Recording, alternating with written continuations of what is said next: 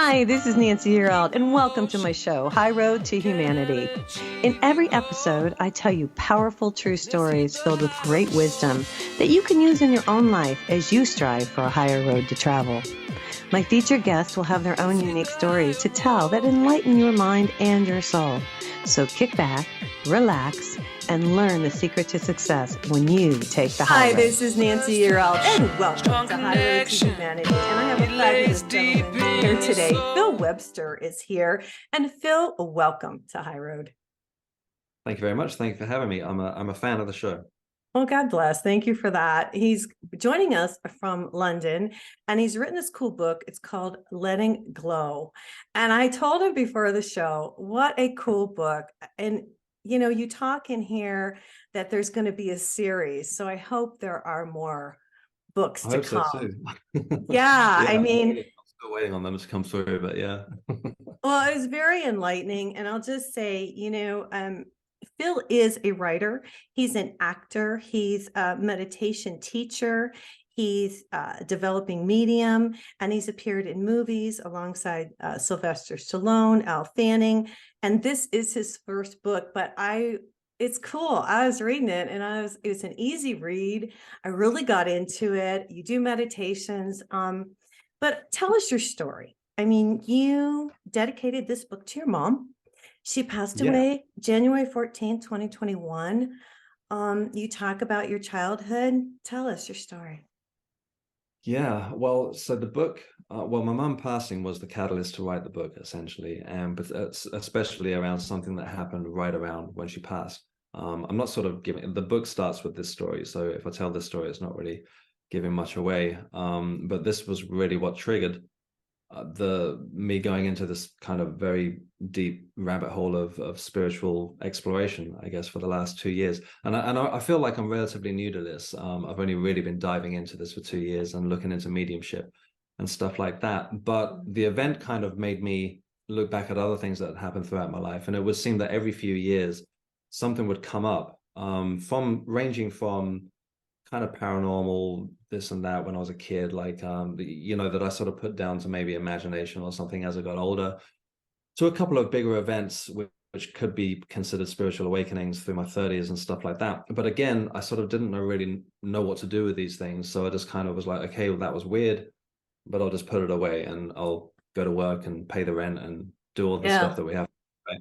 Yeah. But yeah, what happened around my mum passing really just sent me off on a big mission, I suppose, to look into life after death. I mean, the grieving process, I suppose, really just pushed me to do this. So yeah, shall I talk about what happened the night before she passed? Yeah, please. I mean, yes. Yeah, it's an odd one, you know. So it was the tail end of the pandemic, and I won't dredge all that up again now because we've heard plenty about that already. But yeah, she'd been isolating at home on a place called the Isle of Wight, where I grew up, and she'd lived there alone for 20 years or so now. And I'm based in London, so a few hours away. And we'd just been through 2020, and it got to Christmas time when we were supposed to see each other, but then the government changed their mind and decided that no one was going to do that in this country. Right. So I hadn't seen her for about 6 weeks or something like that. And we would FaceTime every day, sometimes 2 or 3 times a day. And on this particular day, and I must mention here, she was 76 years old. She had various age-related health problems, but I thought she'd be around for a while to come still. You know, she would have these setbacks, but she would always bounce back. And, you know, she was like... She was young at heart from what I read in the book. She went to concerts with you. I love it. Yeah. We'll talk about that. Yeah. Yeah. And she was talking about, okay, like enough of this lockdown stuff. And I'm like coming up there and we're going to, you know, just going to get on with things after the whole year that we all had. Right. So I spoke to her this particular evening, and it was probably like 9:30 at night, pushing 10, something like that. And again, I just must stress, like, she lived in a very rural place. Like, I knew everyone around there, like the neighbors and stuff. And we were in the middle of a lockdown. So I knew everyone that kind of went by. Occasionally nurses would go to help her with her meds and stuff like that. Mm-hmm. But generally she didn't really see anyone. Anyway, so I called her, and as she picked up the phone, I saw a guy beside her, and I saw him long enough that I could describe him with thinning gray hair, glasses, probably looks like he was in his late 60s, something like that. And I was kind of taken aback, right? I was like, there was not supposed to be anyone there. I So wasn't hold there. on, you're on FaceTime. Let me just Yeah, make sure that everybody understands this. You're on FaceTime and you see a man next to her that you don't yeah, know. yeah, completely. Okay. And Okay. you know, she was leaning into the call and he was leaning in sort of from the other side of the screen. And as she sort of moves, he went out of shot, and I was like, "Who's that?" And she was, "Who's what?" So I was like, "Okay, the guy. I just saw a guy there." And she just kind of dismissed it and was like, "No, no, no, no one's been here since lunchtime. Somebody had been over to check on her or something." And Yeah. she started just talking about her day. And one thing that always used to drive me nuts about my mum was that if there was someone with her, it was impossible to have a conversation. You know, she would just turn on all these airs and graces and stuff, and it was, she just wouldn't be herself, right? And it used to drive me nuts. And so she wasn't doing any of that. She just started talking about her day, and I said, "Look, Mum, sorry to interrupt, but who's the guy?" And she was like, "What guy?" And I was like, "Oh, it just didn't." I'd seen him long enough for it to register and that I could describe him, but then I was like, well, it just doesn't make sense. And we spoke for another 45 minutes, something like that. Nobody said goodbye to her. It was a very small house. She didn't acknowledge anyone at all. And so I just kind of let it go. And then the next morning, I got a phone call from a neighbor that they couldn't get in the house and she was having a heart attack. Um, so yeah, she passed that morning, and then the whole event from the night before just took on a different meaning for me. Um, I was like, well, okay, that was, I guess that was somebody coming to tell me, and Yeah. and I, My printer just turned on. That's mom. oh, no worries. She said she was going to be here today. I was getting ready in the bathroom. Mom's like, I'm gonna watch. I just thought I'd tell you that. Anyway, I want to know. I'm really glad that you did get to talk to her before she passed. Did you recognize the gentleman? I didn't. So that's the thing. Like it didn't. I didn't really know what to do with the experience. It didn't really comfort me. It just made me question it, and it just kind of sat at the back of my head for a couple of months. I started working on some movie, and I was just kind of obviously grieving and in shock somewhat. And I didn't really sort of associate with anyone on this movie for about 2 months. I just kind of sat with my head down, just going through books and stuff. But then someone suggested that I ask for a sign after I told them this story, and I did. And then I started getting them repeatedly. Yeah, she's still doing it, dude. I'm like, Okay, that's it. And yeah, so that just kind of turned my whole attention towards mediumship, stuff like that. I walked down the road, I saw a spiritualist church that I'd walked past 50 times before and never taken any notice of it. And I didn't even know what a spiritualist church was, right? right. They're everywhere here. I'm not sure how many you have over there, but essentially there's like a demonstration of mediumship like every week. And so a medium shows up, no one gives any money or anything like that. You just go along, and then they'll just sort of go to the congregation and say, "Hey, I've got this person here," and describe a family member or a friend. And I went along to this, and this was about 3 months later after my mama passed. And she came through, and the medium was just, her accent changed. Everything was just my mom, and I was like, okay, wow, this, Oh, and that was really, I would say, a life changing moment for me. So well, yeah. there's comfort, and like I told you, I was in the bathroom and she was there and I was like, okay. She's like, I'm gonna be around. I was like, all right, I didn't go into the whole thing. I was just like, all right, maybe I'll mention it, maybe I won't. But now that you're bringing this up, I thought I would say something. But our loved ones are with us, and it's comforting to know that she's watching over you, and she's so proud. You know I that, hope so. right? Oh gosh, yes. She's so proud. She's so proud of the book and everything. I want to rewind a little bit. I just loved your book. And I mean that sincerely, because I read a lot of books, but it was just like down to earth and real. Oh, I love how you talk about your childhood and how it was rough. You also talk about the Ouija board, which just cracked me up because I did yeah. this too. I think a lot of us do this, right? We get out the Ouija board and we think, oh, and I conjured some stuff up that I should have never conjured up, probably, 20 years ago or more. And tell us your experience. You did the same thing. I mean, and let me just preface this. I don't recommend using this at all, because what you're doing is you're calling in stuff that you don't know what it is. But I want you to tell your story about that. if you don't mind. Yeah, I mean that's the impression it left with me with too. I have to say, like since researching the book and stuff, I've met a lot of people that are pro Ouija boards. They're like, Oh, there's nothing. really? Yeah, so I'm kind of, it's almost piqued my interest enough to maybe look into it again. Oh my Um, gosh. just from hearing lots of positive things about them. But yeah, at I think we were 15, 16, 17, something like that. Someone suggested we use one. I think we even made one ourselves, and Oh, we just kind of messed around with it.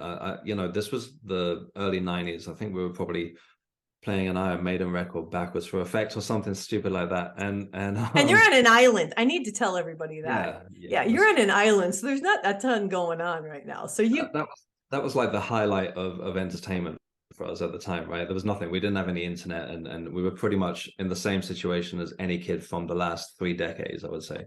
Mhm. So anyway, the Ouija board thing came up, and we did it, and for laughs, and then a couple of us, me and another friend, kind of almost got hooked on it, and we just kept using it to a point where we felt as though there was some sort of energy shift in between us. I mean, I think we were just sat there waiting for like a candle to blow out or a light to flicker or something like that. But something really odd happened between us, and it was kind of almost as though something were passing through us. Mhm. Now, with 30 years hindsight, 30 years hindsight, I'm not sure it was some sort of, demon entity waiting to jump onto us. I mean, maybe it was, but I would say that now I've kind of felt that same sensation, but it's only been a positive thing. Like when I feel like I've been connecting with my guides and stuff like that. So I think we were just Mhm. waking up like a dormant spiritual energy in ourselves. But Yeah. around all that, you've got all the teenage anxiety, and we don't trust each other, and so at best we maybe did just bring in some negative energy, or then our own energy. But it was an experience, but it wasn't one that I wanted to keep up after that. Yeah, I will tell you really quickly. I'll tell the audience. I had a girlfriend that lived next door, Sherry. I don't know if she watches my show or not. She's still around. And I was in Michigan, and she was my neighbor. And I was young with kids, and she was young with kids. And we got the Ouija board out. And what it was like, we were conductors because I would sweat and she would freeze. So it Hmm. was, we were conducting, now that I'm older and I realize some of the stuff, we were conducting the energy. And it gave me, I will say this, and this is the truth, it told me all the different boyfriends and husbands that I would ever be with. And it was Wow, right, and it was right on. really? Yes. But it got weird where she's like, I'm freezing. And I'm like, I'm hot. And finally, we just quit doing it. But the Hmm. information that it did provide was accurate. Hmm. That's Yeah. fascinating. Isn't that Yeah, weird? Now I want to yeah, talk. Yeah. I want to talk about you going out of your body because this is yeah. crazy. Tell the story because I don't want you to tell your whole book, but this was really That's- amazing to me. Go yeah, ahead. I mean, so around the same period of time, and it's funny because I talk about these things on the few podcasts that I've done, and I've got to stress that these things were really few and far between. There was years and years of Yeah. nothing going on. I was just getting on with life and this and that. Yeah. But here when I talk about these, it sounds like something was happening every week. But I'd been in a small bookshop, and I'd come across this book on lucid dreaming, and there was a section on that I came across a part on astral projection, and I didn't have any money at the time. I think it was around 15 or something, and I just kind of tried to read as much as I could without paying for it. And I went home that night, and I was like, okay, I'm gonna try and do this. It sounds really cool, right? So like the way I saw it was like, okay, your ghost body leaves your physical body, and that sounds great, right? And You're so like, I lay let's on, do it. yeah, well, so I lay on bed, and I was just concentrating really hard on getting up without actually getting up, and I would kind of twitch, and every now and again that I was concentrating so hard on leaving my body, what I thought I didn't know what I was doing, but I thought that was the way to do it. A few hours later, or I couldn't actually say how long, it felt like a few hours. It happened. I suddenly felt myself float above my body. I had my eyes closed on the bed, but I could suddenly see the whole room. But what I wasn't counting on was the third perspective. And it was as though I was sat at the side of the room watching this whole thing take place. Like I could see myself on the bed, see myself above the bed, but I was this awareness from the side of the room, which I wasn't counting on at all. And at 15 or whatever it was, that was just way too much to comprehend. And I Right. just snapped out of it, and I was like, okay, yeah, no, that's enough. I'm good. And I never tried it again. Well, and then But you said you had a hard time, like going to sleep because your body kept coming up. Now, I'm going to say that was your higher self over there yeah, yeah. watching you. Yeah. Yeah, it's interesting. Like I just at that period of time, that was way too much for me to comprehend. I was all up for, yeah, let's go fly around the neighborhood or whatever this thing was, but seeing myself from another perspective completely, no one had said anything about that in the book. Right. And I and I never heard anything about that until some years later, somebody called into a TV show one morning and described the exact same experience with the third perspective. And I was like, okay, wow. So I guess that really did happen, because by that point, you know, your thoughts creep in and you sort of doubt stuff, and that was that. Yeah. You know, there's a meditation in your book that I talked to you about before we got on today. Um, I should read the whole thing. It's 37, page 37. And you guys got to get this book because you got to check this meditation out. And it's called The Mountain in the Mirror. And I want you to talk a little bit about this because as much stuff as I learned, as many people as I talked to, it just touched me and it gave me a different perspective Oh wow, thank you. on, no, it really did, honestly, because I mean, you know, you are aware of what's going on. I'm connected to the divine. So, you know, I'm just watching everything go on. But this really made it simple. Do you mind sharing it or what do you think? Is Yeah, that I mean, okay? yeah, sure. I mean, just talk about to what I got from it, because somebody essentially gave that meditation to me some years ago when I was Right. having, well, what I would now call a spiritual awakening, but at the time I thought I was going out of my mind. Yeah. Do you want to preface this and why you got to this point a little bit before we get into Yeah, it? yeah, sure. So again, with one of these stories, again, years have gone by that I wasn't thinking anything spiritual or Oh, anything and like let that. me just stop you. In between, he's traveling around the world, he's partying. I just want to Yeah, say this. You're going to rock concerts, okay? all that stuff. So Yeah. yeah, all that cool stuff. And then these things happen. Okay, go ahead. Yeah, exactly. So I was at the time I was running bars and clubs in Helsinki in Finland, where I lived for a long time. So I was caught up in this lifestyle of, you know, probably drinking a bit too much and staying up too late and all that stuff. And you're kind of surrounded by people that are escaping their lives, right? So I developed somewhat of a cynical attitude towards things in general. Right. I don't know if this is, but I think it's got something to do with it, because it was almost like a reminder came along to be like, hey, no, you know, this isn't the way to do things. So I woke up one morning just out of the blue. I had this sensation of time being non-linear. I mean, it wasn't a new thought. I'm not the first person to talk about this stuff. It Mm. wasn't something that was really on my mind at the time at all. But it was more than a thought. It was some, as I sort of, this thing hit me, it was as though I were thrust into it, right? And it was Right. all of a sudden, like people talk about connecting with the moment of now. It was like that times 100. All of a sudden, linear time just fell away. I couldn't just switch off and think about what I was going to do later that day or what I'd done the night before. Everything just seemed absurd, and it was almost as though I were outside of myself, which is what people talk about when I think they have, and I hope I'm using the right term, but depersonalization experiences. Um, I just felt like I was over here observing my own thoughts, but Right. detached from. Um, and it freaked me out, and I was like, okay, well, this is too much, and I can't stress how much of a panic it sent me into, and it was just like a continuous state of panic that didn't stop. And I assumed that this would just go off throughout the day or a week or something like that, but it didn't. It went on for about a year. Wow. And I truly thought that I was going out of my mind. I was trying to explain to people what I was going through, and I was kind of met with these same blank faces. And I get it. I was sounded nuts, right? I went to a couple of doctors. They started using words like psychosis, which just amplified this feeling of terror.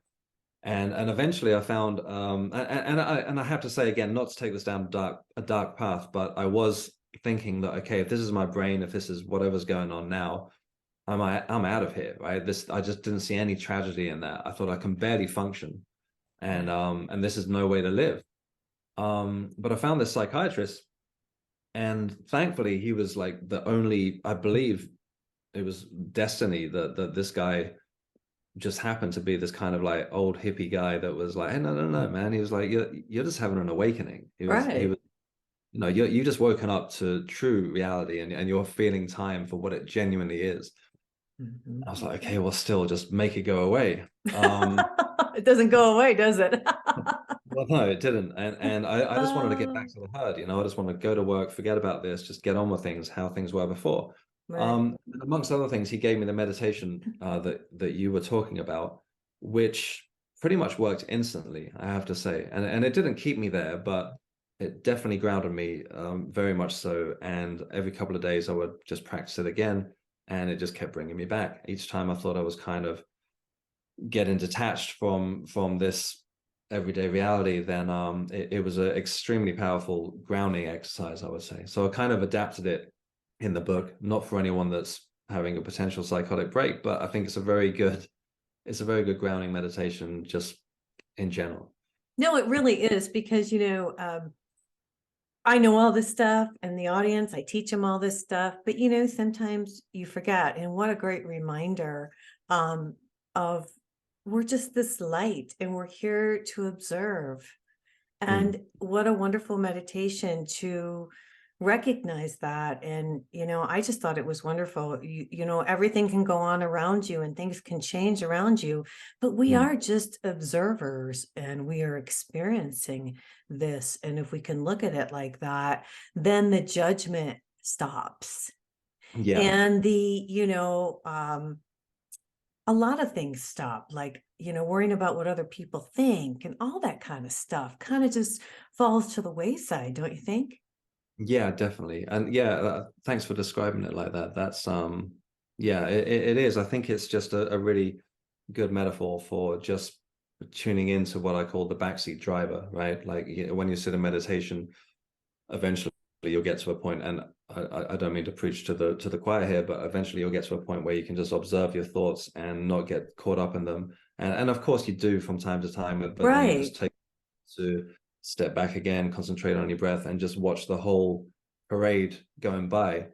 And I think that's what that meditation does as well. It just sort of reminds us to center ourselves, and then whatever's going on external to ourselves, in that case, we're focusing on a mountain, then just let it go on. Yeah. And Yeah, I will say that's what it did for me. It brought me back.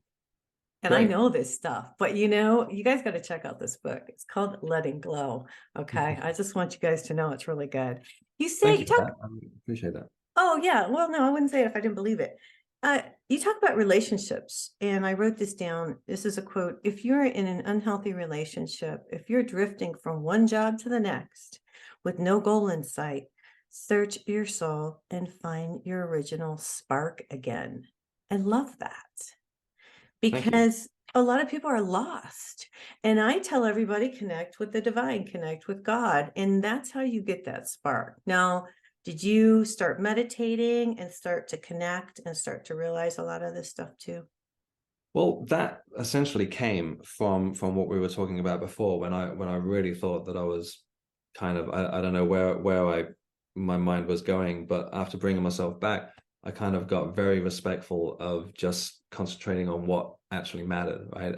There was a period of time there for quite a while that I thought that I was losing myself, and when I got through it, it just really reminded me to just not sweat the small stuff, right? I was okay. I have to go to work, I have to pay the bills, but that's not going to be my primary focus anymore. What is my focus? Are the people that I care about, and those people that genuinely care about me. I lost a lot of people through that, I just kind of culled the whole crowd, right? Mm. Especially with the environment that I was in at the time. It wasn't the most healthy of surroundings, and that really essentially brought me back to the UK in 2017, and I ended up just pursuing the things that I'd been interested in as a kid, which were acting and well, eventually writing a book, but that wasn't the original plan at the time. And things just started falling into place. Of course, I still had to do things, and again, got to pay the rent, right? Right. But when I started concentrating and focusing on what I genuinely really wanted to do, and let everything else fall by the wayside, it seemed to start flowing like that. Yeah, it Um, flowed. It flowed. I yeah. love that. Yeah, you talk about that. Now, when did you connect with your guides? At what point? Yeah, so this is again for that's actually now, yeah, I have to go back again to another story, forgive me. No, Just it's great. It's great that you're sharing this stuff, Phil, because we all go through this stuff and it's nice that you talk about it, so that people get it. You know what I mean? yeah. So there was another event that happened, I would say, a year or two before my mum passed. So before the sort of catalyst for really looking into this stuff. And that's what I mean. These things would come up every few years. And this one was out of the blue. So it was probably about 7 years or so after the whole time conundrum thing that I've Okay. been through. And again, woke up one morning and it always seemed, I started to notice a pattern with this as well. It always seemed to be in that, I think what they call the theta state, when you're sort of coming out of sleep, but you're aware of your surroundings, but your brain is still in that sort of meditative state. And another morning, so I woke up on this particular morning, hadn't been drinking, nothing like that. I'd been to work the night before. And I felt like I'd caught myself in mid download and I didn't know how to explain it. The best way I could explain it at the time was that I felt like there was a rainbow stream of consciousness going into the top of my head. And I know how that sounds, but that's all I'd got. That's what was happening. Something way smarter than me was asking me, do you still want this? Mm. I was like, no, what's going on? Again, it sort of took me back to the experience I'd had before. Yeah. And I kind of almost panicked. I thought, okay, this is it. I am going nuts, right? Um, and I opened my eyes and it didn't stop. There was then a holographic glowing grid all around me, which kind of then just took all my attention. And I just lay and watched it and it faded out and the whole experience stopped. And I was, okay, well, what was that? So one of the first things I did, my fiance Laura wasn't with me at the time. I think she was visiting family. I called her and told her about it, and she was like, "Well, you were dreaming, of course, you know." I was like, "Okay, Oh. no, it wasn't a dream." So I called another friend, and he was like, maybe he slept on your arm funny, and you were seeing like traces." And I was like, Oh "No, it my wasn't gosh. that." And so I believe that was my first introduction to spirit guides. But this was before I even knew what a spirit guide was. It's before I knew what the crown chakra was. Hadn't Yeah. looked into any things. And then when I told someone about it years later, a medium, she was like, "Well, yeah, again, that's perfect. Makes perfect sense that your guides connect through your crown chakra, Sure. and Yeah. they would have been downloading you with information." And I've heard other people tell the same story. So Yeah. And I'll tell you my story. I started to feel tingling at the top of my head, and I'm mm, so sensitive. I'm an empath. I'm like, why am I feeling this? And it would come right here through the top of my mm, head. And they were just giving me information. And again, I had to ask, why am I getting this? Well, somebody else knew. And they were like, well, they're just feeding you That's a download. People called it a download. So yeah, now I and know. that's it. Yeah, and Yeah. that was the best word that I could come up with at the time. I said it felt like I was being downloaded with information. Right. And you were. Anyways, Yeah. yeah, and then I kind of started reading up on stuff about shamanism, and apparently it was quite common to see a grid when people were going into meditation in ancient traditions and stuff like that. But again, I was like, all right, cool, and just moved on and sort of forgot about it. And then, of course, when my mum passed, then I was like, okay, I guess there's something to all of these events, and yeah, seems that there were. Now, did you ever find out who the man was? Was that her spirit guide? I didn't. I've kind of, forgive me if you can hear a cat meowing. Um, I've kind of come and gone with it. I wrote in the book that I believe that it was possibly my dad. Ah, I hadn't seen him for many years. I've kind of come and gone with the idea again. Other people had other suggestions. Maybe it was her spirit guide. He didn't look like anyone that I immediately recognized. So yeah, yeah. he's still a mystery, really. Yeah. You got into the shamanic stuff, which I find really interesting. I told you I'm Scottish, and I spent some time in Scotland and Ireland, and it's such an interesting place there. I feel like, I wish I could go. I need to go back because I feel like I could connect even more now. Have you connected with some of the elementals? Talk about this a little bit. I've got a favorite tree in a place called Richmond Park that just one day stopped me as I walked by it, and the place is, it's a huge park. It spans different areas of London. I think it touches on about 5 different towns on different sides of it. It's got wild deer, stuff like that, and it's really Mhm. like a nice place to just be able to get away to, especially when you're in a place like London. But yeah, this one tree just, I don't know what it was, but it definitely called out to me, and I stopped by it. And again, through exploring all these things, I've chosen that place as a place to go meditate. And it was one of the first places that I connected with my animal guide, and didn't really know what to expect, and got a lot of information. Again, I just kind of downloaded a shamanic drumming soundtrack, forgive me, and didn't really know what to expect, and sort of went through the, I suppose, traditional process of meeting an animal guide, and then got a few words that I'd never heard before. One of the words was ashram, which is, I guess everyone pretty much knows what it is, but at the time, never heard of it before. And then went away and found out that it means a place of meditation. And one of my questions were, how do I connect more with my guides? And that's what I got. So yeah, fascinating experience. But yeah, as for shamanism in general, it's something that I'm very much still learning about. I used to live in Finland, and there's a very strong Nordic culture of that there. And then, of course, as well as from your side, with the northern and southern hemispheres of the indigenous people there. But yeah, I don't Yeah. feel, sorry, I don't feel qualified to be able to really go into it. But it's something that I'm very much learning about, and I'm really interested in. Yeah, me too. I would like to go back to Scotland and find a shaman because, Yeah. yeah, I just, I felt at home there. It was interesting when I went there. I just felt like I belonged, like I could have moved there and stayed. So I think it's just, go ahead. No, I hate to admit I've never been there. Like, Oh, although, you need to go. It's magical. Well, I yeah. went because I wanted to find my roots, but what I realized was it was a magical place. Mm, mm, And I was shocked. And, I wasn't, this is a long time ago where I wasn't, as connected as I am now. But I know that that would be a good place to go and pick up on some of those, yeah, old ancient energies or whatever. You know, yeah. so how has this changed your life? I mean, what's going on today? What are you doing now, Phil? I'd say it's changed it completely. This part of writing the book, when I wrote the book, I wasn't really, I kind of had it at the back of my mind that I would try and publish it, but I was also happy to just write it for myself and maybe to just pour out what I was going through. So it kind of, I believe that the way that I look at it, as though when I started it, I wasn't completely sold on this stuff. And then by the end of it, I'm like, yeah, no, this is a real thing. So there's kind of a progression. At the start of it, I'm trying to tell two sides of the coin kind of thing, and the Yeah. argument for and against this or that, or astral projection or Ouija boards and what have you. But by the time I'd met a lot of mediums. By the time I'd finished writing it and seen them in action, and had a lot of experiences myself, and then started to work in a development circle myself also, and give people information that I don't know where I got it from. So I'd like to think that the reader can sort of progress with me if they've had these kind of experiences that they can't quite put their finger on, or something's happened in the past and you don't really know what to do with it, as I've said.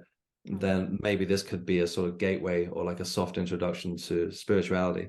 But for me, it's just, yeah, it's just opened up a whole new way of looking at things. Yeah, I wrote the second book already, and I believe that I will write a third book. I'm just kind of waiting to develop more myself. Right. But yeah, sorry, to just get back to your original question. It's just, yeah, it's changed my life. But with my mum passing, and then with this journey this book has taken me on, I just have a it's question. It seems like you'd have to be, were you ever religious? Are you more connected to the divine now? Talk about that a little bit, because that's how I feel. I mean, and I teach the audience to bring in the light mm, and to bring it down through their chakras. I teach them to bring up the light from Gaia, from the earth. And that's yeah, how we connect. I yeah. mean, and I grew up in a church, and I'm sure you probably did too. Has this just really deepened your faith in the divine? It definitely has. I didn't really grow up in that much of a religious environment. Okay. We would go to church on for special occasions, holidays, and of course weddings and christenings, stuff like that. It wasn't something that was really talked about that much. I grew up, my mum was a single mother for the most part, Mhm. and she was just kind of getting on with working a lot to just kind of keep a roof over her head and stuff like that. We never really had these conversations, but I believe that she believed in a higher power. Higher We just power. haven't really had those discussions. And yeah, for sure, for me, I haven't had any negative experiences outside of the couple of things I've told you about since pursuing this. And I know this is kind of, especially with mediumship, people are on the fence with if there is negative energy out there. I haven't experienced any myself so far. All I've experienced is light and just an overwhelming sense of love on Yeah. occasion. And like on occasion, it's been very profound. And yeah, it's definitely opened me up to 100% believing in a higher power. Yeah. Yeah, you talk about organized religion a little bit in the book, and I like that because I don't really agree with organized religion either, because I really feel like it's to keep people down and to keep people in their place. And Yeah. it's like the Catholics would never let the people read the Bible, which I think was just amazing that actually went on for as long as it did. And Mm-hmm. now I see people connecting more to the light and getting the information directly from the divine. Have you seen a change over there in London, in England, where you are, where people are starting to get out of that box and starting to connect on Yeah, I their believe own, so. you know? Yeah, I believe so. Like now I'm very much in an environment where I'm meeting a lot of people that are already well into this and have been on this journey for longer than me. Mhm. Um, so I'm kind of surrounded with that now. But I would say what I find interesting is that the conversations that we can have now like this aren't immediately dismissed by sort of the general public. I just had Yeah. the book released recently, and I know a lot of people that showed up to support me don't particularly buy into this stuff, right? Yeah. But I noticed a difference that they're willing to talk about it, whereas 15, 20 years ago, that it wouldn't have been, that they would have just immediately dismissed Taboo, it. right? Taboo. So what's Yeah. the next book? Can I ask? Yeah, I wrote it straight off the back of the first one. I just felt like I'd learned so much already, and when I finished it, I was like, "Well, I'm way past that already." Okay. And so on the next one, so it goes a lot deeper, a lot more into metaphysical subjects. Okay. It does go on to mediumship. I do want to stress that there's a very strong spiritualism movement over here in the UK in particular from the Nice. Victorian era, and I don't want to kind of step on anyone's toes and just show up like this maverick, like, oh yeah, let's all be mediums, right? Um, but Yeah. I do want to stress that I'm not trying to tell anyone anything more than my own experiences, and if it works for someone else, then great, and I hope it does. But yeah, the next book really goes a lot deeper. I explore the whole time being non-linear thing a lot Mhm. more. I talk a lot about like religious, or not even, sorry, not religious, but esoteric beliefs of the past, where you touched on Scotland and things like that. I talk a lot about of this country's whole sort of traditions with connections with witches and fairies and all that kind of fun stuff. And yeah, even though I say that, that's kind of like the lighter side of it. There was a big chapter on witchcraft, which I found really interesting to learn about myself and Mhm. just how the attitudes to this place has changed. Did you know that witchcraft wasn't abolished in the UK until the 50s, which was something No. fascinating? Yeah, like what, 30 years, 40 years before the internet, it Wow. was still a possibility that you could get burned at the stake, which is crazy. I'm sure I was probably burned at the stake. They didn't know what to do with me. No, I'm teasing. Well, and it's really out of ignorance, a lot of the stuff, Yeah, that they sure. did these things, and they did it here in the United States too. Yeah. Crazy stuff. Well, I'm just thrilled that you came on the show today. His book is called Letting Glow. It's a guide to intuition, spirituality, and living consciously. And it's by Phil Webster. Phil, what would you like to leave us with today? Just thank you for having me on. It's been so great, and I love that we're getting this word out there. I feel Yeah. yeah, it's slowly my contribution is hopefully my story will connect with somebody else's story and sort of turn it into a bigger thing, and these messages will keep getting out there. Yeah, I appreciate you coming on. Hey guys, just want to let you know I'm working on my website. So if you're going on there to book, just know that I'm under construction right now, but it will be done soon. And if you want an angel reading, you can still book with me. Phil, it was a pleasure. I hope you'll come back and see me again. I'd love to. Thank you very much. All right, you guys, we're going to get out of here for today. I wish everybody a fabulous week and God bless.